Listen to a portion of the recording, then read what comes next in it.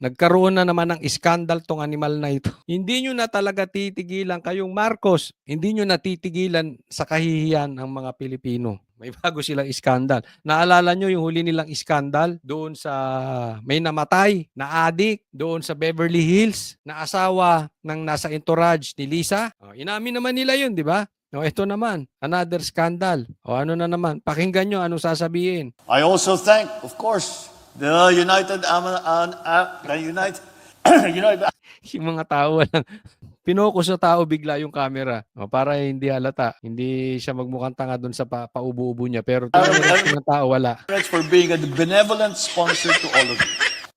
Ulit. I also thank, of course, the United Arab Emirates for being a benevolent sponsor to all of you. Alam mo, para sa akin nakakahiya ito. Dapat hindi na pa. Huwag nyo nang dalhin, parang awa nyo na. Huwag nyo nang dalhin sa ibang bansa ito si Bongbong Marcos. At kung dadalhin nyo, huwag nyo nang pagsalitain, please lang. Kasi hindi po yung pagkakamali. Yan po ay madalas mangyari.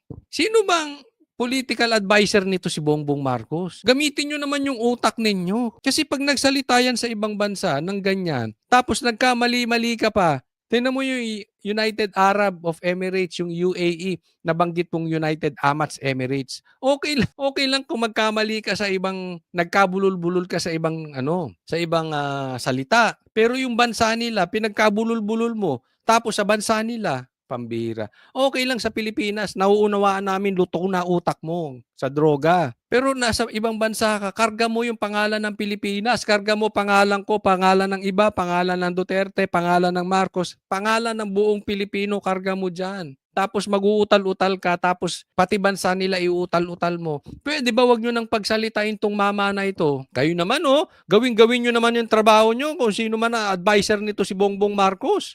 Mag-isip-isip. Pwede naman siyang pumunta ro, wag na mag-speech eh. Ba't di nyo dalhin si Claire Castro doon? Total siya naman ang dakdak sa Pilipinas. Pagbaliktarin natin. Kasi at least si Claire marunong magsalita. Pagdating sa ibang bansa, si Claire pagsalitain nyo. Kasi hindi natin kailangan sa Pilipinas na si Claire ang nagsasalita dito at nagsasalita para sa Pangulo. Wala naman siya sinasabing saysay eh.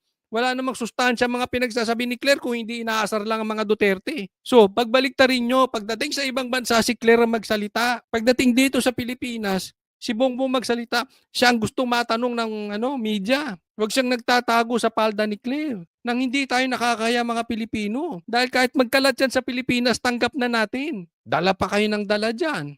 Sinasabi ko, hindi naman yan first time. Buti kung first time nagkamali, hindi ako kritika. Utal talaga yan. Utal-utal yan eh. Pinagsali-salitaan nyo pa, animal kayo. Hindi nyo na talaga titigilan ng pagbibigay ng kahihiyan sa mga Pilipino, ha? Kayong tagapayo ni Bongbong Marcos, mag-isip-isip kayo nang may silbering kayo.